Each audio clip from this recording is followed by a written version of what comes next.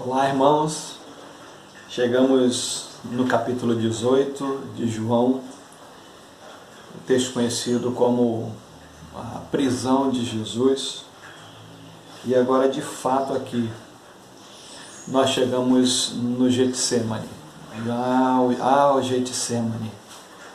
Getsemane é um lugar muito especial.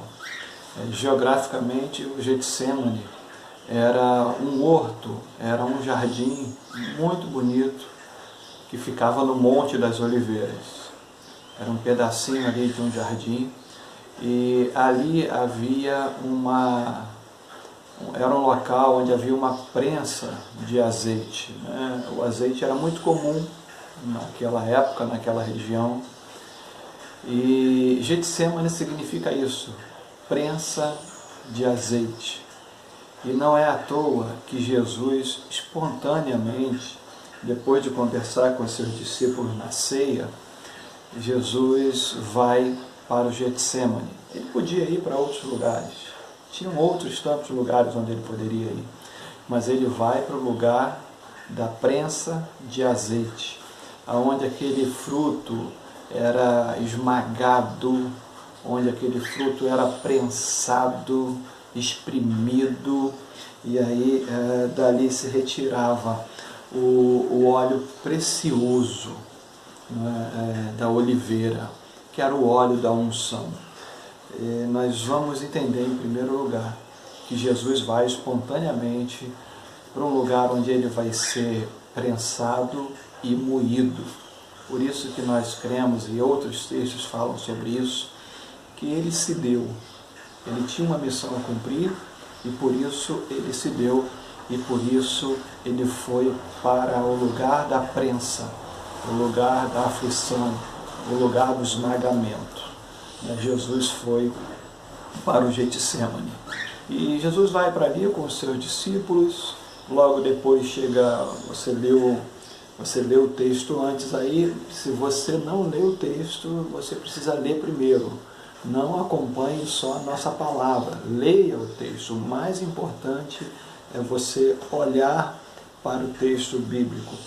E Judas então chega com a sua patota ali, com os soldados, e vão anunciar então a prisão de Jesus, né? E no versículo 10, Pedro, como sempre, nosso querido Pedro, era o cara explosivo, ele puxa da sua espada e corta a orelha de um soldado chamado Malco. E Jesus chama a atenção de Pedro: Pedro, não faz isso, você está querendo me defender de novo? Mas Jesus sabia que Pedro fez isso por amor, e Pedro amava muito a Jesus. Não justifica nunca o nosso temperamento. O nosso temperamento precisa ser um temperamento controlado pelo Espírito Santo. E depois Pedro vai se converter depois da ressurreição de Jesus, e nós vamos ver então a partir de Atos um Pedro completamente diferente do Pedro que nós vemos antes aqui da crucificação de Jesus. Então Pedro, naquele momento de tensão, puxa a espada, vai para cima daquele soldado e corta a orelha do soldado. E do verso 15 ao verso 27, ele vai narrar de uma forma muito enfática o fato de Pedro negar Jesus. O mesmo Pedro que cortou a orelha do soldado para defender Jesus é o mesmo Pedro que vai negar por 3 vezes que ele era um discípulo de Jesus. É interessante que quando levam Jesus lá para o pátio para ser julgado, João era conhecido do sumo sacerdote. E é interessante que João entra, diz o versículo 15, entrou com Jesus no pátio do sumo sacerdote. João entrou, Pedro não tinha conhecimento e ficou do lado de fora. João então volta e coloca Pedro para dentro, porque João era conhecido daquele pessoal ali. E o pessoal, é claro, sabia que João era discípulo de Jesus. E sabia também que Pedro era discípulo de Jesus. A grande questão aqui é, por que ninguém questionou a João e questionou a Pedro, visto que João era muito mais conhecido daquele pessoal ali do que de Pedro? Porque na verdade havia um propósito nisso. Aquele que dizia que amava mais a Jesus, aquele que disse que daria a vida por Jesus, ele precisava saber que aquilo era um sinal de arrogância. A gente nunca ama o Senhor no patamar, no padrão que Jesus nos ama. Mas ainda assim nós podemos amar a Jesus com o melhor que nós pudermos. E Pedro fez assim. Então, até o versículo 27, nós vamos ver quando Pedro nega Jesus, né? E logo depois eles foram a Pilatos. Os judeus levaram Jesus a Pilatos. Pilatos era o governador romano, que era o responsável ali por não deixar nenhuma bagunça acontecer em Jerusalém, onde Jerusalém era dominada, era um território romano, conquistado pelo Império Romano. Então, para que servia o governador ali, Pilatos? Ia haver a Páscoa naqueles dias, né? Logo no dia seguinte haveria a Páscoa, e haveria uma movimentação grande na cidade. Muitos judeus viriam de fora. E o Pilatos, ele tinha essa função de evitar que acontecesse alguma rebelião, né? Então ele tinha poder militar para isso, ele era autoridade ali para manter tudo sob controle naqueles dias ali de Páscoa. Então os judeus que não podiam matar alguém, né? Eles podiam apedrejar a Jesus, mas eles não tinham como fazer isso, mas eles assassinaram a Jesus pelas mãos do Império Romano, pelas mãos de Pilatos. Não faz diferença nenhuma. E outra coisa, eles tinham um culto para prestar naquele dia, eles não poderiam se contaminar, né? Então o fato deles levarem Jesus para ser crucificado e fazerem isso pelas mãos dos romanos não faz diferença alguma. Eles estavam crucificando Jesus de Nazaré. Eles levaram Jesus até Pilatos, e no verso 40 nós vamos ver o fatídico encontro entre Jesus e eles e Barrabás, quando era uma tradição libertar um preso judeu no período da Páscoa, e eles gritaram para que liberasse Barrabás. Barrabás era um rebelde, ele havia se rebelado, era um assaltante, né, que fez uma bagunça em Jerusalém, juntou algumas pessoas e fez uma rebelião, tentou fazer uma rebelião, mas o Império Romano logo o abafou e o prendeu.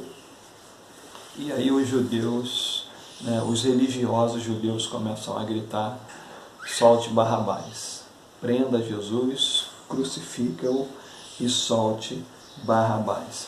É interessante que o pastor Joacir falou uma vez sobre isso, que se fosse hoje, Jesus ainda assim seria crucificado. Ele seria crucificado hoje. As pessoas trocariam Jesus por Barrabás. As pessoas trocariam Jesus pelo ladrão. As pessoas trocariam Jesus pelos prazeres mundanos. As pessoas trocariam Jesus pelo adultério, pelo sexo. Jesus seria trocado hoje por tantas outras coisas, como pela bebida, pela droga e tantas outras coisas, pelas mídias sociais, né? Quanta gente está trocando um tempo com Jesus pelas mídias sociais? Nada mudou. A gente sabe, e Jesus também sabe, que aqueles que trabalham muito, que levantam cedo e trabalham muito, às vezes tem o seu tempo prejudicado para fazer uma devocional muito bem feita. E Jesus sabe dessas lutas. A gente tem que procurar sempre melhorar nosso relacionamento com Deus, arrumar um outro tempo, ou na hora do almoço, ou acordar mais cedo um pouquinho. Mas Jesus sabe da luta de cada um. O problema é quando a gente tem tempo para tantas outras coisas e não tem tempo para a palavra do Senhor. Nós temos tempo para futebol, nós temos tempo para academia, nós temos tempo para cabeleireiro, nós temos tempo para o WhatsApp, nós temos tempo para o Facebook, nós temos tempo para tantas coisas, nós temos tempo para dormir, e às vezes a gente não deixa tempo para Jesus. Jesus foi trocado por Barrabás. Qual tem sido o teu Barrabás hoje pelo qual você tem trocado Jesus? Pensa nisso, pensa nisso. E aí a gente continua, né, e vamos ver que os 3 primeiros evangelhos, Mateus, Marcos e Lucas, eles falam do sofrimento de Jesus, eles vão falar aqui da angústia que Jesus estava vivendo naquele momento, do seu suor que se transforma em sangue. Ele vai falar do passa de mim esse cálice, ele vai falar do beijo traidor de Judas. Mateus, Marcos e Lucas vão falar sobre isso. Mas tem uma coisa que só João vai dizer, que está lá no versículo 5. O texto diz assim, Jesus pergunta no versículo 4 a eles, a quem buscais? E eles responderam, a Jesus de Nazaré. Disse-lhe Jesus, sou eu. E os que estavam com ele, verso 6, recuaram e caíram por terra. Porque pela pronúncia dessa palavra, dessas 2 palavrinhas, sou eu, esse era um termo proibido de ser pronunciado. Esse é o termo, esse é o nome que Deus deu para quando Moisés fosse se apresentar diante de Faraó, de quem eu sou enviado, a quem eu digo a Faraó a respeito de quem me enviou. E Deus vai dizer para ele assim, diga que o eu sou enviou você a Faraó. Por isso que na lei dizia, não tomarás o nome do teu Deus em vão. O judeu não falava o nome de Deus. O judeu não falava Yahvé. Os judeus não falavam eu sou. Ele usava outros termos, Adonai, Elohim, né, que é Senhor. Mas Yahvé eles não falavam. São 4 letrinhas hebraicas impronunciáveis. E quando Jesus fala isso, eu sou, e eles caem por terra, eles entenderam muito bem o que estava acontecendo ali. Não era apenas um sou eu, Jesus. Não. Jesus vai dizer que o eu sou que ele dizia que era no decorrer do seu ministério, eu e o Pai somos um. Eu estava lá no início, antes da criação do mundo. Eu sou. Vocês estão procurando Jesus de Nazaré? Eu sou Deus. Eu sou um com Deus. E assim eles vão, não tem jeito, eles vão aprender a Jesus, mas essa fala de João é extremamente poderosa e interessante para nós. O grande eu sou. João continua provando que ele é o grande eu sou, que Jesus é o Filho de Deus. Que Deus te abençoe nesse momento de reflexão, que Ele possa falar profundamente ao teu coração. E até o nosso próximo encontro, se Ele assim nos permitir. No próximo encontro, nós estaremos indo para a condenação de Jesus à cruz. E vai ser um momento muito especial. Deus te abençoe, querido. Em nome de Jesus. Amém.